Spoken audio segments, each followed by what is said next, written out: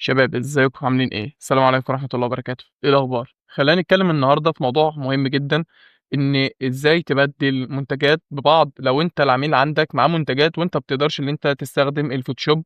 فجبت لك الطريقة دي بتكون نافعة بنسبة 80 90%، وكمان في طريقتين غيرهم، بس النهارده هنركز على اهم طريقة فيهم وهو طريقة نورد اي اي. طيب، في البداية احنا عايزين نفتح نورد اي اي. ايه هو نورد اي اي ده؟ خلينا في البداية نكتب نوردي اي اي. تمام. هنبدأ نخش على الويب سايت الأولاني. بعد كده هنستنى اللودنج بتاعه. بعد كده هيظهر لك كذا نودز موجودة في نوردي اي اي. طيب، خلينا نتكلم على نوردي اي اي ونعرف نوردي اي اي أكتر. ايه هو نوردي اي اي؟ نوردي اي اي هو نسخة من كونفي اي، ولكن الفرق بين الاتنين ان كونفي اي بيشتغل معاك من غير انترنت، ولكن نورد اي اي بيشتغل بانترنت. طب ايه الفرق ما بينهم؟ ان نورد اي اي لما بتيجي تستخدمه بتستخدم مكونات الاجهزه بتاعت الشركه نفسها، مش بتستخدم مكونات الجهاز بتاعك، على عكس كون في اي بيتعامل لوكال، فبتستخدم كروت الشاشه اللي عندك، بتستخدم المعالج بتاعك والرامات بتاعتك. فكل الكلام ده كله نورد اي اي موفرها لك مجانيه، وكمان في نفس التوقيت موفره لك الكلام ده باشتراكات. بيبقى معاك نقط معينه بتبدا اللي انت تشتغل بيها. فخلينا نشوف احنا هنعمل ايه. نورد اي اي بيكون معانا ورك فلوز كتيره هنا اهو، تقدر ان انت بتعمل بيهم كذا حاجه، زي منها اللي احنا هنبندل المنتجات وهي دي اللي احنا هنشتغل عليها، وكمان ترميم الصور، وكمان في اب سكيل، وكمان بتبدل التيشيرتات، بتخلي اي حد يلبس التيشيرتات. يعني فيها كذا حاجه موجوده، ولكن اللي احنا هنستفاد بيه هو ريبليس برودكت. هندوس على كلمه رن، هيبدأ يفتح معاك حاجة زي كده. ولكن في حاجة قبلها احنا ما قلناهاش، ايه هي؟ ان انت لو جيت تشغل نورد اي اي وتدوس كيو اللي هو تبدأ تبدل المنتجات، مش هيبدل معاك المنتجات وهيجيب لك ايرور. طيب، ايه السبب؟ السبب ان انت ما سجلتش في نورد اي اي. لازم تيجي هنا اهو، هيجيب لك حاجة هنا اسمها لوجن فوق على اليمين، هتدوس هنا، بعد كده تلوجن عادي خالص بالجيميل بتاعك، بعد كده تدوس رن، هتلاقي الموضوع اشتغل. نخش على الورك فلو اللي احنا هنشتغل بيه. بدأ يفتح معايا بالشكل ده الواجهة بتاعة نورد اي اي. طيب، الورك فلو دي فيها حاجات كتيرة جدا. طيب، انت شايف هنا ان الحاجات دي ملعبكة جدا جدا جدا، وطبعا انا ما بقولكش ان انت تفهمها كلها، او اصلا ما بقولكش انت تخش فيها. كل اللي انا عايزه منك انك تفهم الثلاث خانات دول بالظبط. تمام. طبعا هنا باللغة تقريبا الكورية.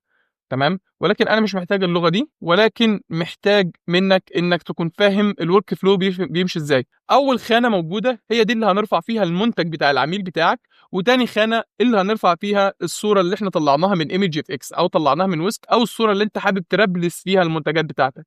الخانه الثالثه هي دي اللي هيظهر لك فيها النتيجه اللي انت طلعتها. طيب، خلينا نشوف الحاجات دي عملي. مثلا انا عندي الصوره دي، ده المنتج بتاع العميل، وعندي الصوره دي اللي انا طلعتها من الاي اي. انا عايز اركب الصوره بتاعتي دي هنا اهو، ولكن من غير ما اخش على الفوتوشوب. ابدا اعمل ايه؟ اول حاجه بعمل ابلود للصوره بتاعتي للبرفيوم بالمنظر ده، بيبدا ان هو يحمل. بعد كده بيبدا الصوره بتاعتي موجوده، ده شكل المنتج بتاعي. طيب، انا محتاج شكل المنتج ده، خلينا نجربه نشوف النتيجه هتطلع ازاي. اول حاجه هندوس كيو وبننتظر شويه، بعد كده النتيجه بتطلع لنا هنا اهو، فننتظر لغايه لما الصوره تطلع. طيب، دي النتيجه اللي طلعت لنا، نتيجه هايله جدا جدا جدا، ويعني انا شايفها بصراحه ان هي قويه جدا ان احنا نبدا نشتغل بيها. ولكن في مشكله في نقطه كلمه ليالي دي، هي مش مشكله كبيره ولكن هي هتظبط. احيانا ما بيظبطش في الكلام العربي، ولكن هو في اغلب الاوقات بيظبط طبعا، ولكن انا مش شايفها مشكله بصراحه، واقدر ان انا اشتغل بالصوره دي. تمام. خلينا نعمل تيست تاني، نختار باك جراوند تانية، دوس ابلود.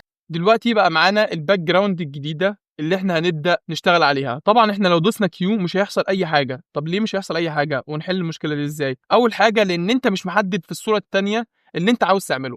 فهنيجي على الصوره التانية وندوس كليك يمين، بعد كده نعمل open in mask editor، هيفتح معانا الصفحه دي. تبدا ان انت تحدد المنتج بتاعك بالشكل ده. انا دلوقتي بحدد من كليك يمين. طيب، لو عايز امسح ادوس كليك شمال وامسح. طيب، انا لو عايز احرك فوق وتحت وشمال ويمين ادوس مسطره وابدا ان انا اشد واحرك بكليك شمال عادي خالص. تمام. طيب، في طريقه تانية ان انت تقدر تتحكم بيها، وهي انك تدوس على البكره اللي في النص وتبدا ان انت تتحكم، وتبدا ان انت تزوم اوت وتزوم ان. طيب، هنا هبدا احدد المنتج بتاعي.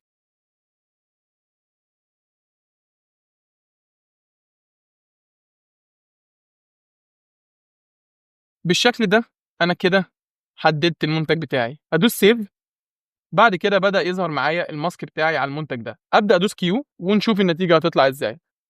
دي النتيجة اللي نورد طلعها لي، ولكن فيها حاجة غلط. ايه هي الحاجة الغلط؟ ان المنتج مش شبه المنتج. طيب في الحالة دي احنا بنعمل ايه؟ لو الحالة دي طلع لي المنتج مختلف هندوس كيو تاني نجرب مرة كمان. لو طلعها لي مظبوط كان بها، لان هو طلع لي الكلام صح ولكن شكل المنتج نفسه متأثر. فخلينا نجرب على الصورة دي، لو طلعها مظبوط خير وبركة، لو ما طلعهاش مظبوط يبقى المنتج نفسه ده فيه مشكلة ومحتاجين ان احنا نعدل بمنتج تاني، او نجيب صورة تانية فيها تفاصيل المنتج دي نفس تفاصيل المنتج دي او قريبة منها، لان هنا المنتج شكله اعرض وهنا الماسك اللي انا عامله شكله اطول من المنتج، فعشان كده طلع لي النتيجة دي. فطبيعي الاتنين مش زي بعض. فعشان نحل المشكلة دي نشوف هيطلعها لي، لو طلعها لي صح حلو، لو ما طلعهاش صح نجرب على صورة تانية. طبعا النتيجة اللي طلعت هي كويسة لحد ما، ولكن هي جابت التفاصيل اللي فوق وجابت التفاصيل بتاعت الكلام العربي حتى ان هو ظبطها. فالتفاصيل دي كويسة، يعني انا ممكن اعتمد الصورة دي ان هي في حد ذاتها هي كويسة، مش وحشة اطلاقا. طيب خليني نحط صورة تانية ونجرب فيها.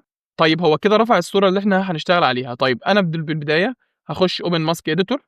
بعد كده ابدا ان انا احدد المنتج ده بالشكل ده. بعد كده ادوس سيف. هيبدأ يظهر معانا الصورة هنا. بعد كده ادوس كيو واشوف ايه اللي هيظهر. طيب خليني برضو اشرح لكم حتة معينة لغاية لما يحمل، ان احنا هنا عندنا الهيستوري وممكن نرجع للصور اللي احنا عملناها. طيب نرجع لها ازاي؟ ندوس على كلمة كيو دي، هيبدأ يظهر معانا كل حاجة احنا عملناها. دي النتيجة كنا مطلعينها، وكمان دي نتيجة كنا مطلعينها. يعني دي الصورة اللي احنا قلنا عليها ان هي كانت وحشة، ودي اللي اتغيرت بعد كده. فانا شايف ان النتيجة مرضية يعني. ودي اول صورة احنا عملناها خالص. فنقدر ان احنا نرجع في الحاجات اللي احنا عملناها قبل كده نشوف النتيجة هتطلع ازاي. وبالشكل ده طلع لي البرفيوم بتاعي. انا شايف بصراحة ان النتيجة مرضية برضو، جايب لي كل التفاصيل المنحنيات كلها ولكن بشكل احسن كمان. يعني هنا ممكن يكون في غلطات في القص والقص مش مظبوط، هنا هو لا، هو هنا ظابطها وظابط الموضوع كله. كمان ظابط الكلام العربي موجود هنا اهو. ولو دوسنا كيو مرة تانية ممكن يطلعها لي بنتيجة احلى واحلى. طيب ودي كمان النتيجة اللي طلعت الجديدة بعد ما دوسنا كيو مرة تانية. فنتيجة حلوة جدا، ولكن أنا شايف إن اللي فاتت كانت أحلى بكتير. طبعا هي اختلاف من وجهات النظر يعني. وبس كده، دي كانت طريقة نوردي. ممكن تجرب عليها أي حاجة تانية، ونشوف الشرح اللي جاي هيكون إزاي نرابلس المنتجات برضو بس بطريقة مختلفة وتانية. والسلام عليكم ورحمة الله وبركاته.